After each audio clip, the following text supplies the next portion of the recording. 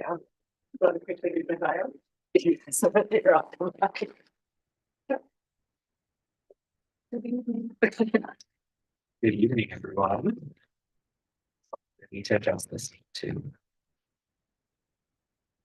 Thank you to everyone who's braved the weather and is joining us in person tonight, and everyone watching online. So first up, we have Colleen Charolette reading.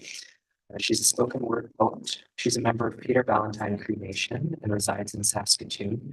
She's working on her first book of poetry. She talked to me about that after the event.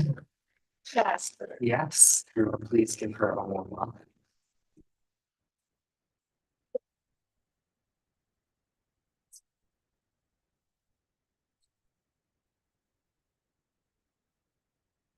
Good evening. Good morning, wherever you are in the world. Global communication is an amazing thing, and welcome to our audio audience out there in the world, wherever you are. I'd just like to thank the Creator first for this beautiful snow and the precipitation that we need so the north won't go on fire next summer. But to cheer things up a little, I'll lighten it up with a little ditty I wrote.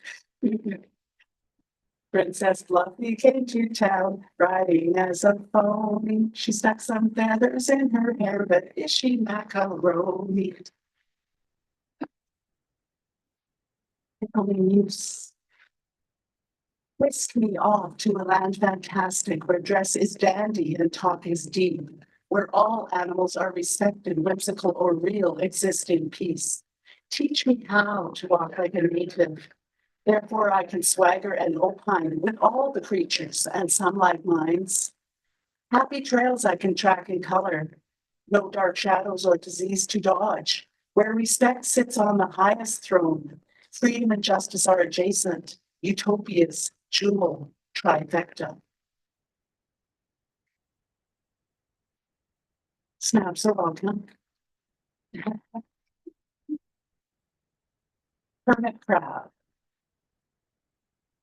Darkness sat on almost every surface. Only the most experienced hermit crab of all could side tap dance its way out of this one. Florian's radiance ensconced in subterfuge and cloud. Mercy ebbed, waiting for any signal to toggle to flow. So it went. Despair was trying to disguise itself as faint hope, but the scent of its cold anger kept giving itself away. Persistence dutifully stepped up to the plate with its marching orders. Kindness tried to intervene, but its knees were hobbled with each first step. Mischief was running interference, wanting to ensure maximum resistance. So it went. The deep, dark fake flirted for a landing. Hermit crab knew the rocky shore and slippery bits like the back of its own pitcher claw. Built for this landmine terrain of shore and tide, it held an advantage. Still, the chessboard of the day was set and its inherent challenge demanded to be faced. Stamina at the helm, with the lighthouse in sight, faith was granted narrow passage.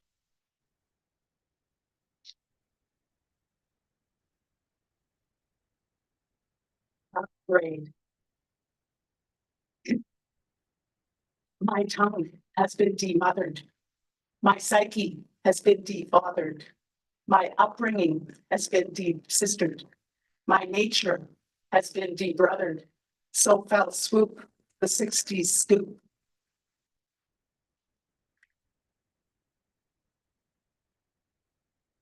It did wash over me in waves. Much grief, more news of unmarked graves. Unmet, unmatched pathos muted. Death, dignity, unsaluted. Indigenous generation, welcome to annihilation. Unearthed revelations bring knowledge of untold suffering. Colonization enacted, a human death toll exacted. Native nations decimated, genocide still unabated.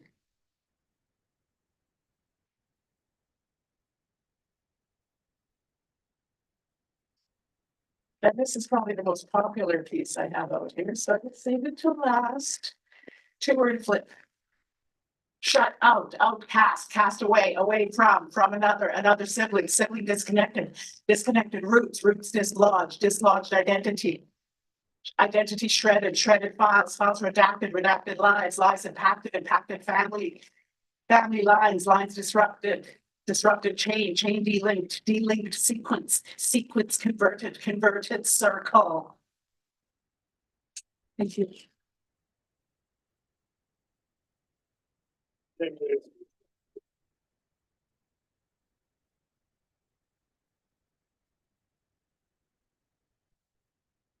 Thank you so much, Colleen. For the folks tuning in online who maybe just stumbled across this live stream and don't know what they're watching yet, we've got a bunch of contributors tonight who are reading from mihko, kiskisiwin, Blood Memory, which is an Indigenous Poets Society Anthology, an absolutely gorgeous anthology. The camera probably isn't picking it up as well as it could. Do we have Kevin? Are you going next? Okay, so next we've got Kevin Wesaquate, who's actually one of the founders of the Indigenous Poets Society.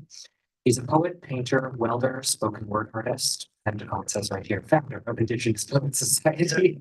From Piapaw First Nation, he's been a Kayak Indigenous art leader since 2009. He's passionate about combining written words, storytelling, and visual imagery to create dynamic workshops for youth and adults in the community. Everyone, please welcome Kevin.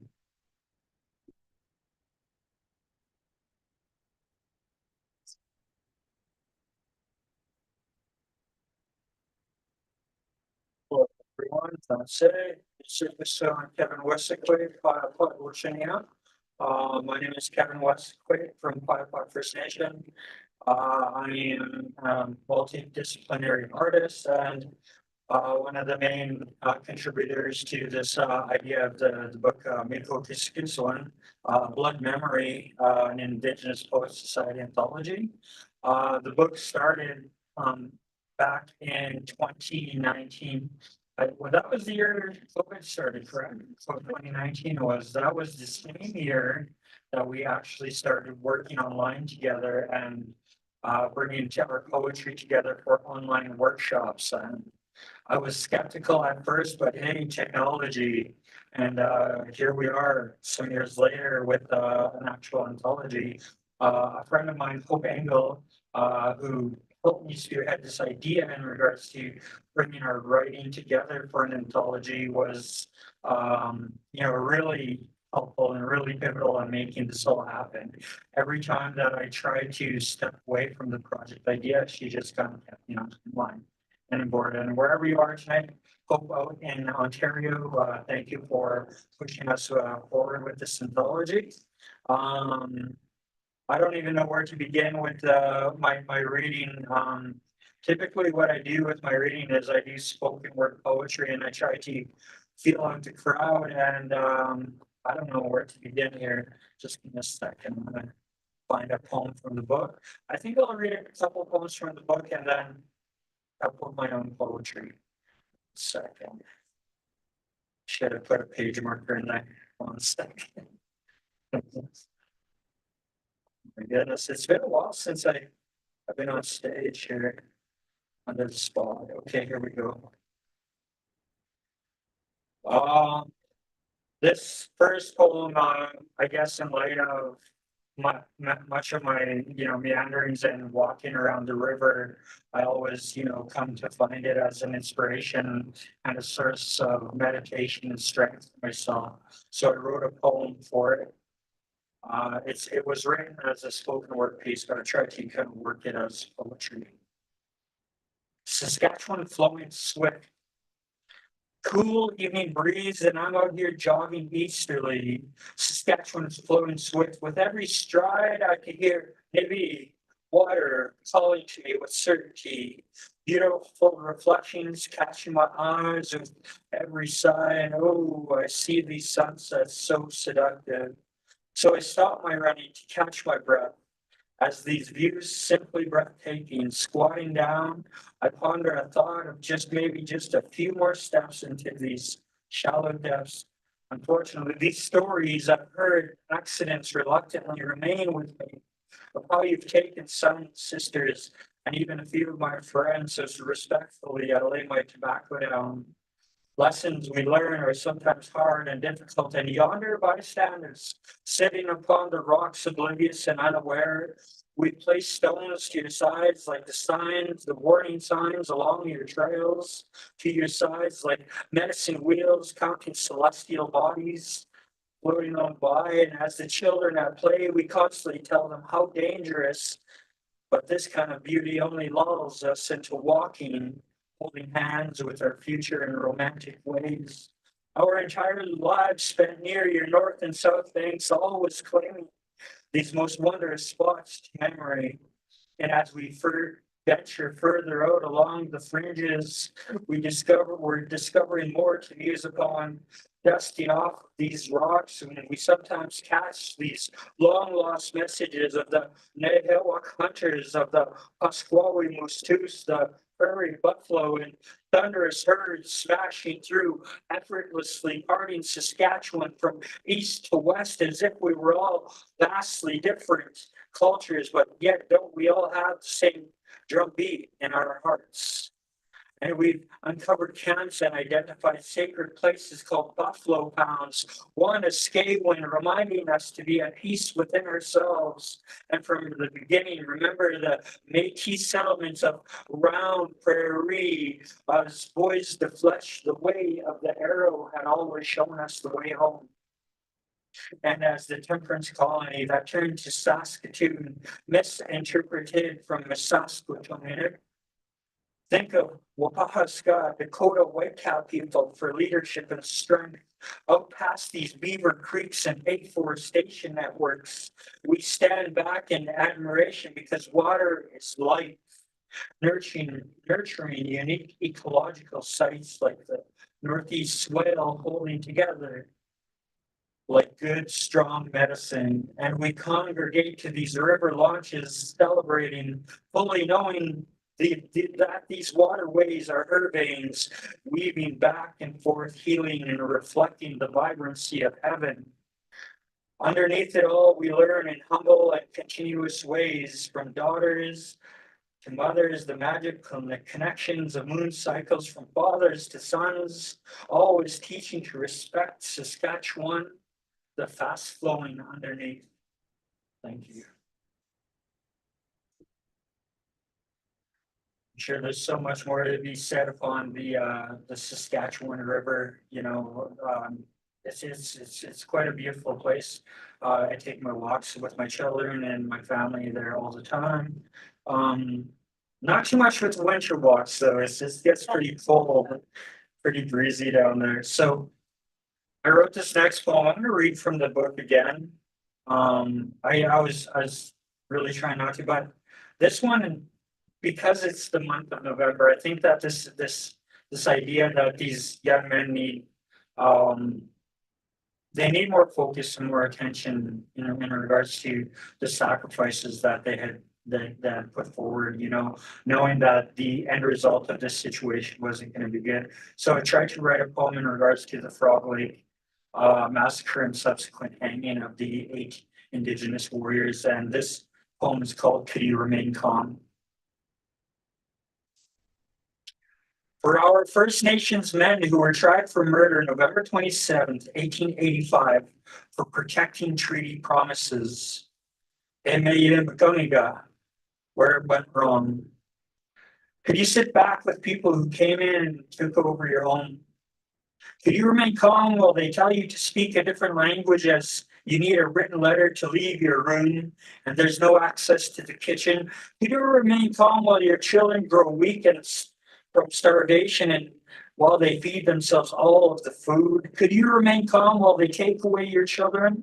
Could you remain calm while they break all the rules we created as equals? Could you remain calm while you look into a yard that was once plentiful with all the breaches of the land, where you once taught your children that all is good in this world? Could you remain calm when the land is molested?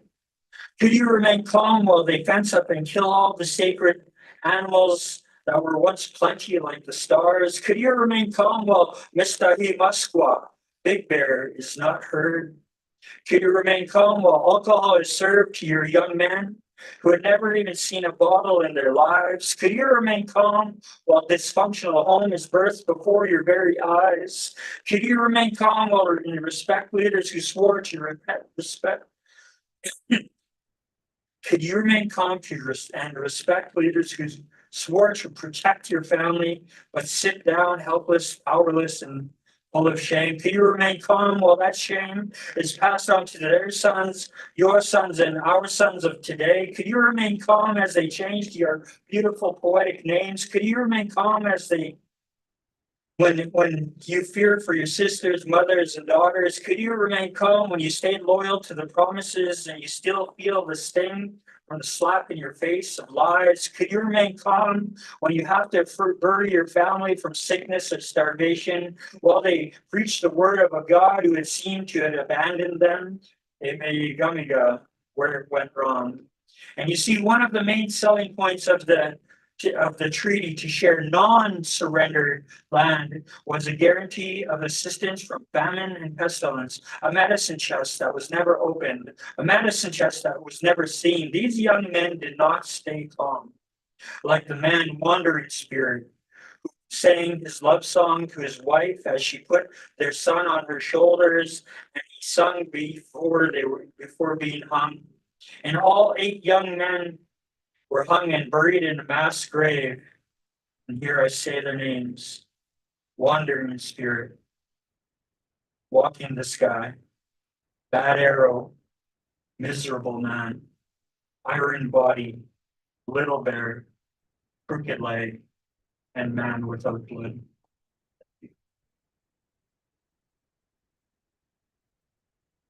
Now, I'm just going to read another poem from this book, and this one is a personal poem. It's one of the things that I'm going to do with my reading that I always, warn to my young writers is we always have a tendency to write from the heart. And I think that's where writing should come from. But in regards to, staying away from very difficult situations and tasks to be spoken about, I also say to them that writing is meant for others to be heard and witnessed and read, or even for yourself to be spoken aloud. So I'm going to go ahead and share this poem. Her name was Rainbow Lady, and she loves the children as I do. He holds a plastic flower in his palm, and he's gripping onto something lost, and he won't let go today. A stone has trapped itself in his throat, and he must be breathed through all the pain of it all. Everyone today is pulling together, breathing together, crying together for us on this first motherless day. And I never even noticed him in the hospital when Mom was passing, like I noticed him today, and his wonderful tears and that plastic rose he clings to. He walked to me from a distance, slowly down those sidewalks, and I assume from places he held dear to him and Mom. And I need to see his laughing, so jokingly we sit on the floor of an empty room, off some nameless street from our childhood days, and I want to hold him tight as Mom would have. But we are young, and regretfully I didn't. But I do remember the peanut butter and jelly, a box of noodles on the countertop, the bag of diapers in the doorway closet, and I was babysitting for my cousin, and he came to visit because I told him I had arrived at the reservation today. You see, he needs to visit stronger bones, so I take my brother by his hand, and I lead him to one last time to a Mother's Day grave this damp, cloudy day. And I tell her, we are all missing you. And I had seen you in the darkness, and I seen you in my last dream, and I reached out for a hug, and I missed that one kiss from you. And today I seen you stretched out across the east, and tear-stained cheeks say the very least, and we're all missing your tight hugs and kisses. Rainbows to heaven, that's what this is. And alone without you, that's true. Some days it gets harder to live without you, and in days and skies of blue. Mom, your babies are still missing you, and it's hard for me because I don't know how long they say you're supposed to remain strong, and I love you, and one day I'll come on home. So I thank the Lord for these daily blessings. As long as I'm here, this message I will pass. You must cherish each other and always remember to love one another. And rainbow ladies to the skies. Thank you.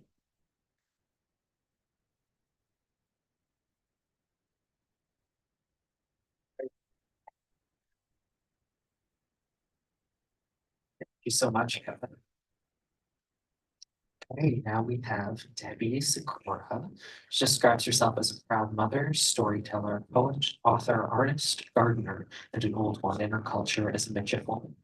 Debbie lives in Moose Jaw and she braved the highways to come here tonight. So everyone, please give her a warm welcome.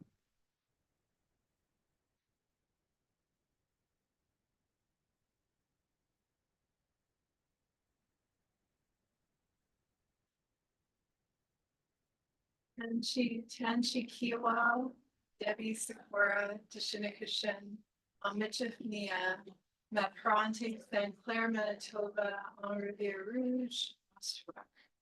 I'm Métis on my maternal side, on both ancestral lines. And my dad was from Czechoslovakia, so I carry both the settler narrative and an Indigenous one. And I was very close to my mom. I want to say thank you to McNally and Robinson for hosting us tonight. And I want to thank them for being such a strong ally, because coming into the bookstore and seeing all the Indigenous authors right front and center, and having multiple copies of books as well, you know, it's wonderful. And I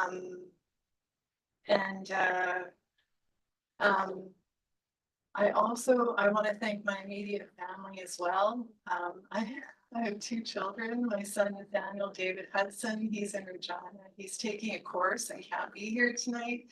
But my daughter's here. She's at U of S, and her name's Josephine Isabel Hudson. And they are everything to me. They have my heart, and I have theirs. And also a shout out to their father too, Brent Hudson, for all the support he has been through some challenging times. And my extended family, my aunties, the matriarchs in our family, and what they represent to me, as well as my mom. A lot of my poetry comes out of the impact of intergenerational trauma. And for our Métis families, we were displaced, as we didn't have land to go to, and we were taken in by our First Nation cousins, and or we lived very close to First Nation communities.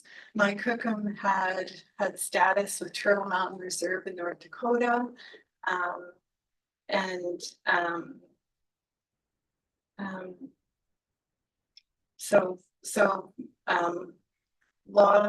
loss touches us from the impact of colonization. Forgive me, I'm a little overwhelmed. This is just such a big event.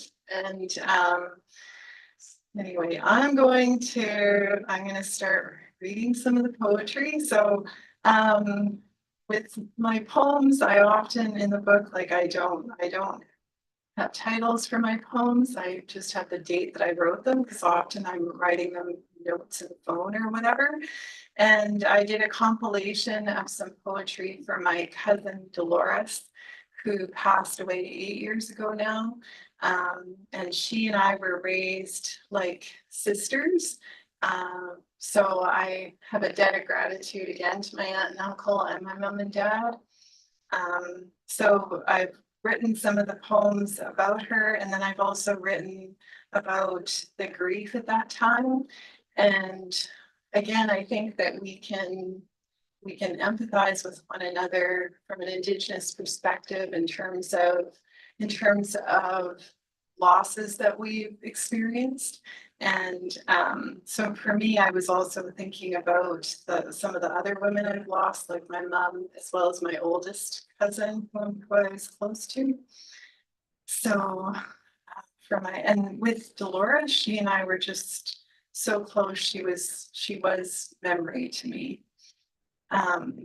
So in 2016, I wrote this poem. Masur, my cousin, my sister. She was who sustained me throughout childhood, when life was unruly, plates thrown and bottles poised. She was memory and moments of breath, an arc of light. In the midst of this, we grew up. And this next poem is again about the grief at the time. And this I wrote about a month after she passed. When will the transparency replicate itself so that I may become a heart that beats, flesh and marrow, sweeping and skirting the universe? The sky is azure blue, turning with my tears, which refuse to fall. I want to pull the axis off kilter and roll the clouds over. You are that, deep and ochre filled. You are that, ever, always more. I am overwhelmed and understated in form and function without you. And, um,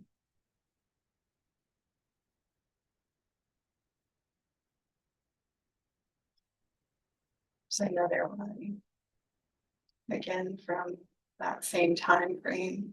On gossamer wings she flies as I crouch here with palms open, eyes wet with tears. I feel the darkness envelop and tug. Loss is like this. It twists us and empties what once was. I am that now, a thin web, flimsy and precarious. I write in the book about when I lost my mom 31 years ago now, and my aunties, when they were leaving for the funeral, they said to me, because I was sad that they were leaving, and they said, Debbie, they said, my girl, like, we know that you feel like you're alone right now, but at some point you're going to feel like your mom is with you again. And that happened about a year later. And it was when I was washing my floor. And it was like, I felt her right beside me. And I thought, those aunties, they're just always right. Like, they always know. This one is for my mom. I can feel her soft skin, hand reaching for mine, beads of perspiration on her forehead. I wish for her laughter ringing out, the strength she possessed, pulsing, burning, moving, on along with soft breath, sweetness like the loam and wild strawberries. I am indebted to her memory, her careless abandon, the crunch of dried twigs, building a fire for the rabbits she snared and bannocks she pulled together. She reaches me now as I wash my floor and think of her on her knees, scrubbing her own, working out the pain she carried. I'm grateful for her wisdom and the path she forged for me, her girl, her bee.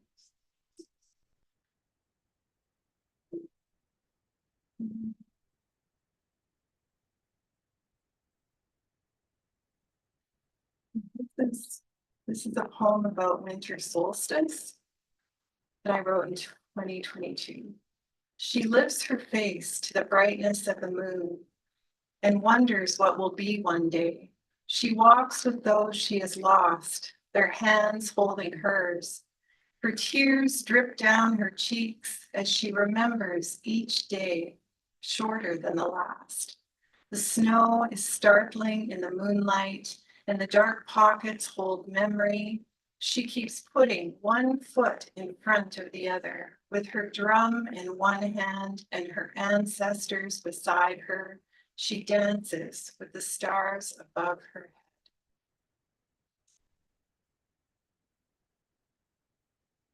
One last poem that isn't in the book here. And again, this one is about mom and my kids kind of too.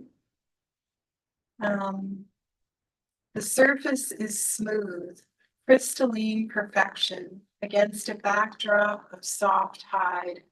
I catch my breath with memory, reaching out in my mind's eye. There it is again, this rich texture and the scent of wild perfunction, acrid replication. These are the dreams I have never lived, except in other lives or stories. She is here with me watching, and I catch the loose strand of her hair, tucking it up and away. I will always walk here by her side and his. When I lose track of this earthly time, just as she is here, stepping lightly in the moccasins her cookum would have beaded had she been free to live the life. I feel her nearby, some days more than others, and then there's the language punctuated in the background, filling the space with breath. Hot words spun from ancient dialects, wrapping around one another. I am every word spoken and spit out. She with her eyes black as coal or warm as the golden brown of the bear in the distance with her cub. This is a day to tease back, scold, and hold on tight while I'm here. I wonder what she would say in real time. All this news, validation, yet so painful. The fire is bright on my hand as my hands warm. I pull the blanket around my shoulder as she looks on, and I remember her hand resting on mine so long ago now. 30 years and counting.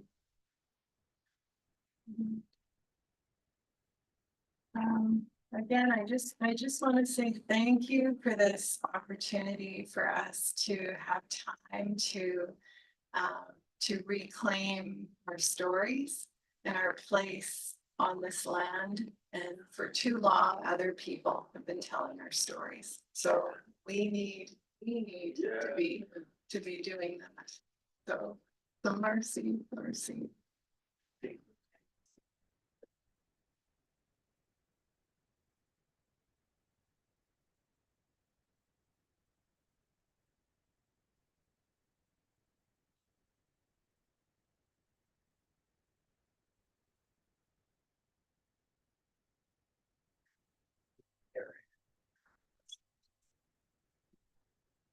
Sorry, just some consultation there. We're going to move into the question and answer period now. So if anyone in the audience has questions, it'll be the time to ask. And also if you're online, you can just write in the chat, which should be just right next to or underneath the video, and ask your questions there. And I think I'll move this stuff so that you three can come up here and answer those questions.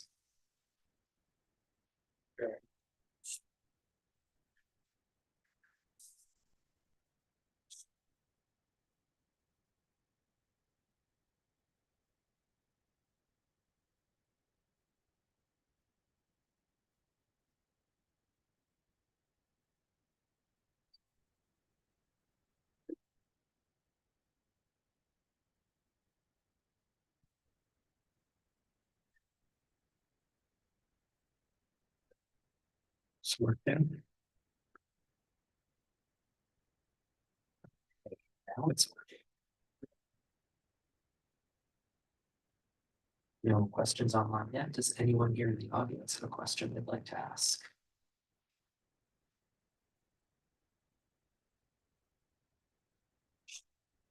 How do you come up with the name for the book? Like, how did you guys come up with, last switch? And Concord, you could ask, yeah, like, where did you guys come up with the name and how did, like, the meaning behind it and, like, where did you guys agree to the name and, like, yeah. So like the idea of blood memory kind of came with previous conversations for an initial chapbook attempt. But that chapbook was kind of like short-lived, and I just wanted to continue the idea that, you know, a lot of this storytelling is, you know, in us, like it's in our genes, if you will, and it's a shared storytelling that passes through generation and generation. So blood memory, the idea that our, you know, our ancestors and even our mothers are speaking through us and speaking through our words, and you know, and sharing the insight and the idea, I guess, with our writings as fiction or poetry or spoken word, just to, you know, give it more meaning and more depth, if you will. I guess yeah, mihko kiskisiwin, blood memory is, you know, uh our identity, you know, and moving forward and kind of maintaining that idea that we're storytellers and such, you know. Yeah.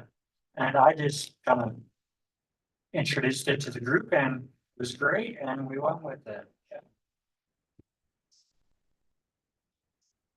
Great. Anybody else have any other?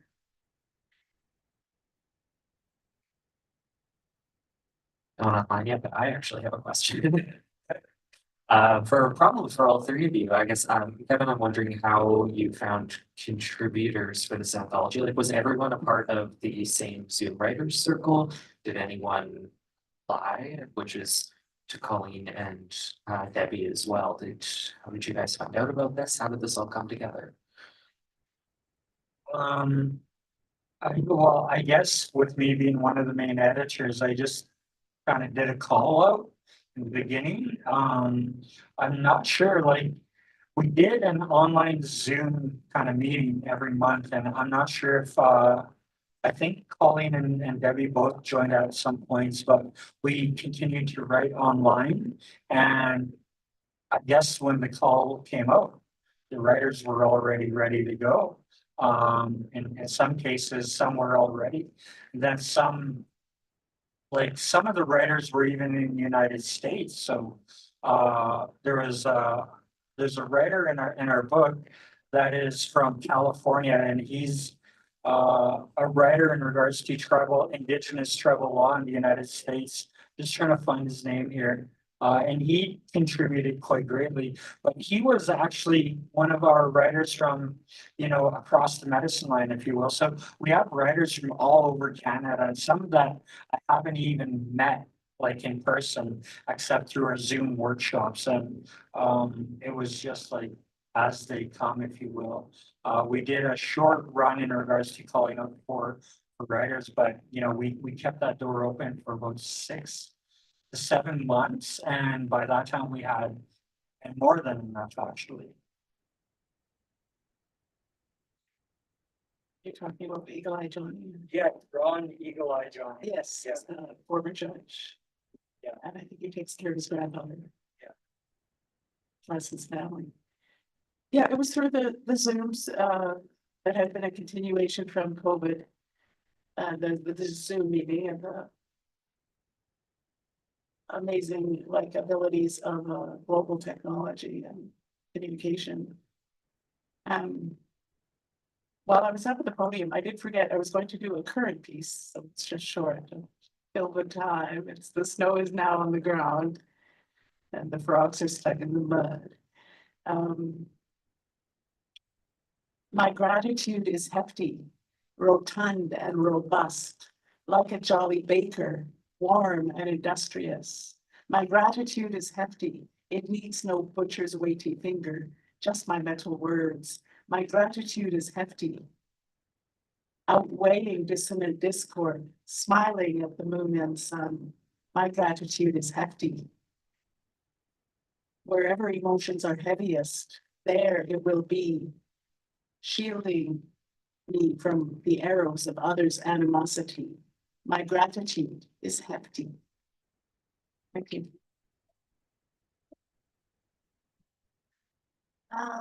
I joined the writers group it would have been about 2.5 years ago or so. And at the time I had been following the Indigenous Poets Society online, like I'd been watching on Facebook. So I saw the post come up for the group. And at the time I was just thinking that I wanted to, I've written since I was a young girl, and really like the idea of having work published was something that was like a dream I had from like, that's 50 years ago now. And but this in real time is so much greater than the dream that I had as a young girl, because it's a compilation of Indigenous writers. So this is well beyond anything I could have dreamt up, you know. And so like when I saw the Pope Kevin's post, and I thought I wanted to get more involved in the writing community. And like I said, I've always written, and my poetry has been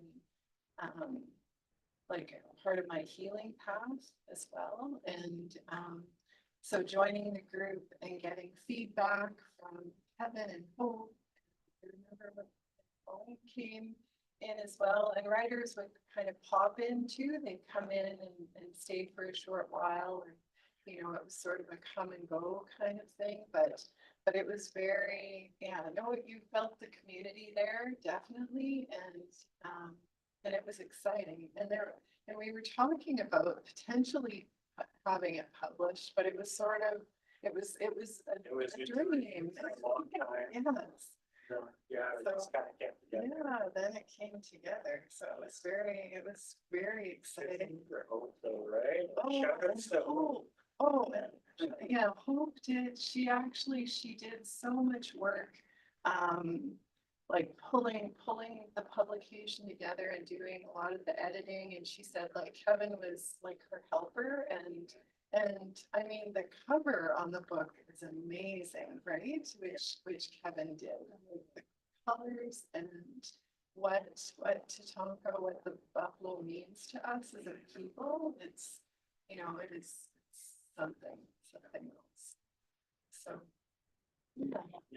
Is it all right to the cover? Yeah. Sorry. I'll just The microphone died, but yes. Okay. So I did this painting some time ago. I worked for an organization here in Saskatoon that has taken some time out this year, I think, or unless they're completely done. And it was called SKYA, Saskatoon Community Youth Arts Programming.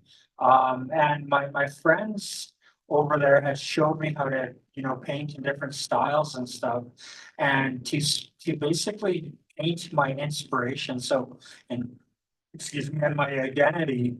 So along the ways growing up, I've heard different stories from my kukum quite a bit, and some of them, you know, in regards to a lost boy on the prairie, reclaiming his, you know, his family and his own identity, I thought would be a very strong image for this book.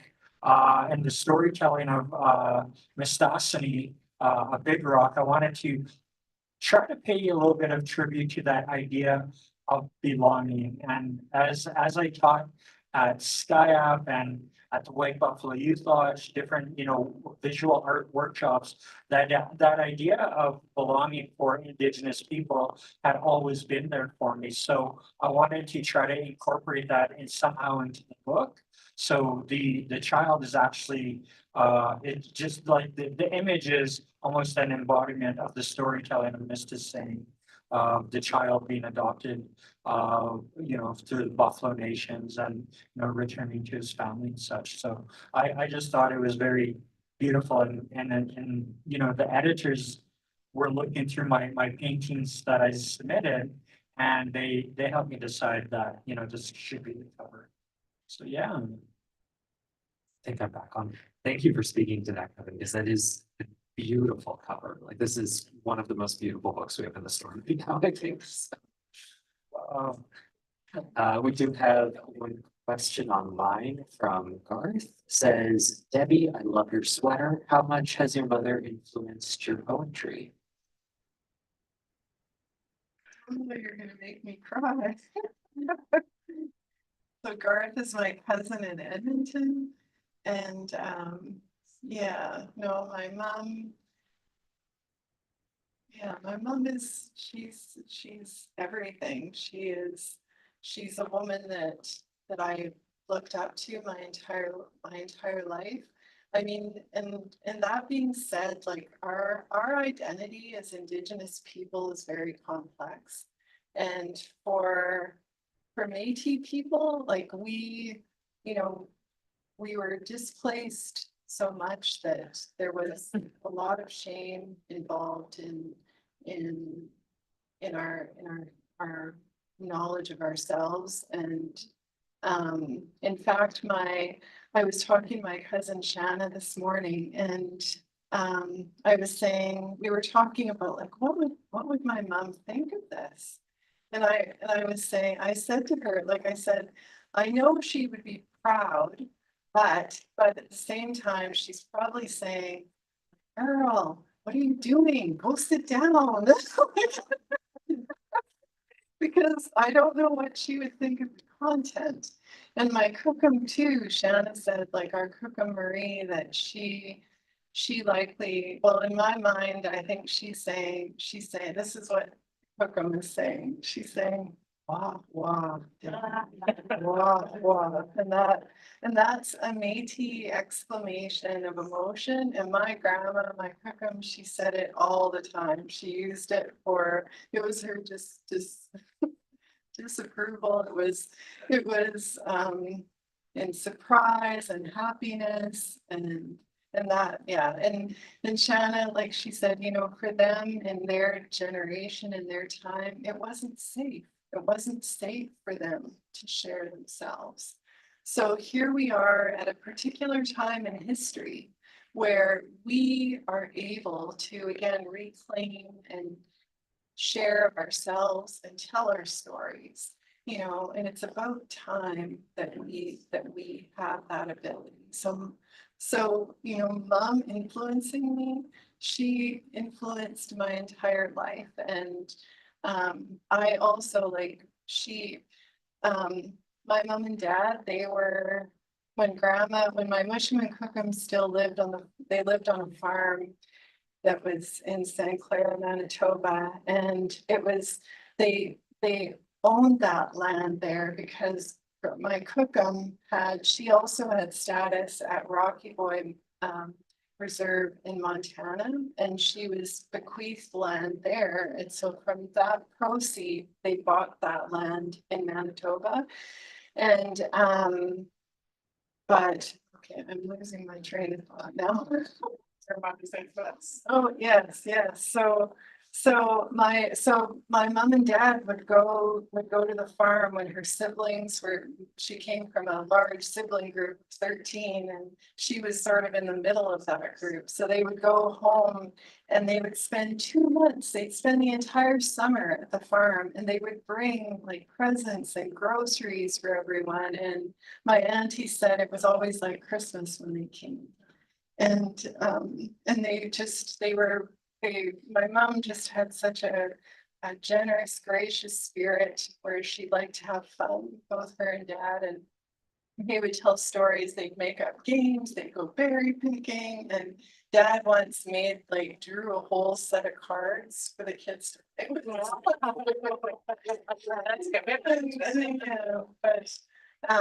And then our house was always a place where everyone gathered. And in spite of my mom struggled with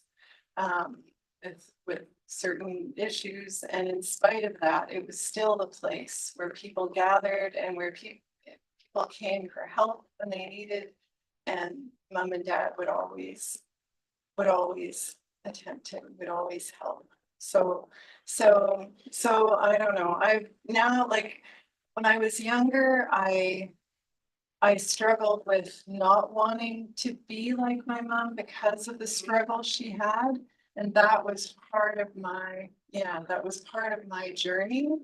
And again, like her and my aunties, they really showed me the path to walk on. And it's because of them and their strength that I'm here today and able to share these stories. And I owe her everything.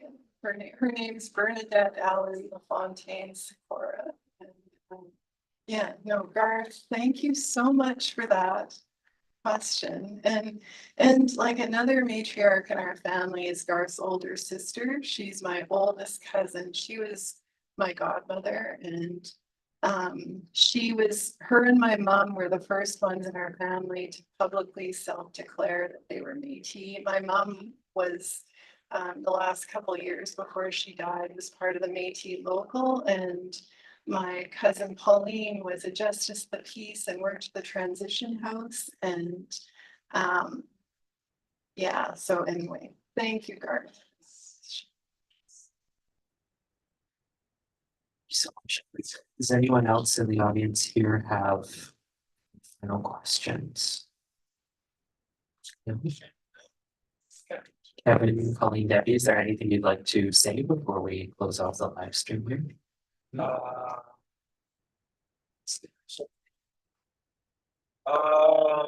Well, no, I could go on and on.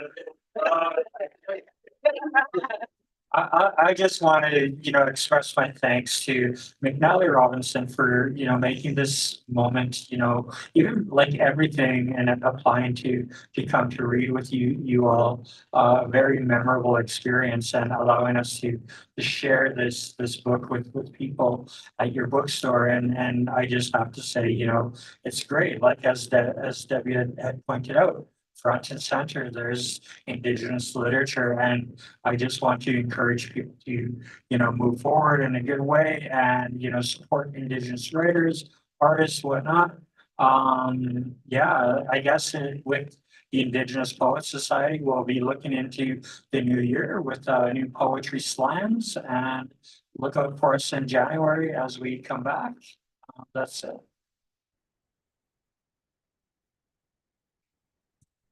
Good evening. Colleen Charolette here, from Blind. I love you, blind people. I just wanted to add that I have been on a board. It's called the Saskatchewan Anscope Aboriginal Writers Circle, Inc. for about 12 years now as a board member. And we do have an event coming up in January. Just check the website, sawci.ca. It's called Words for a Freezing Moon. And every 2 years we have a bigger festival where we like to bring in a national First Nations, Métis or Inuit author. That was last year. So our next Anscope Festival will be in 2025 then. Because our Words for a Freezing Moon is in January, and it alternates every other year, biennial. So I encourage people to go to the website and continue listening to real stories from authentic Indigenous, Métis and Inuit authors, writers, poets. And thank you for listening tonight. Thank you. I could go on. Oh, you find so. Oh, yeah. I mean, I could carry on as well. So, but thank you everyone for listening, and yeah, everyone who joined online as well, and yeah, just so honored, like honored to be here, and yeah, this is just, it is like a dream come true, and yeah. Yeah, and we are taking up space. It's about time. Thank you. Thank you again all so much for coming and for putting this anthology together, because it's amazing.